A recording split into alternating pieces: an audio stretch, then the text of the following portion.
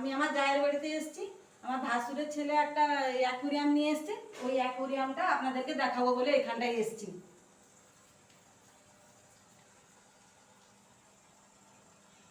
এই অ্যাকুরিয়ামে অনেক মাছ আছে।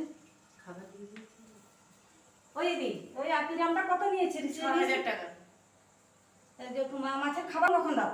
মাছের খাবার দুটাই, সকাল ৮টা এবং রাত ৮টায়।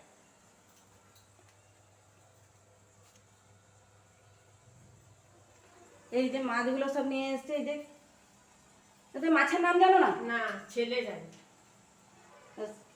আমার জায়ের ছেলে তো বাড়িতে নেই, ওই জন্য সে নাহলে বলে দিত যে মাছের নামগুলো কি কি একদিন। এখন খাবার দেওয়া হচ্ছে, ওই জন্য মাছগুলো খাচ্ছে সব খাবার। আপনারা যদি জানেন তো তাহলে মাছের নামগুলো কি কমেন্ট করে দিবেন, আর ভিডিওটা যদি ভালো লাগে লাইক শেয়ার কমেন্ট করে দিবেন।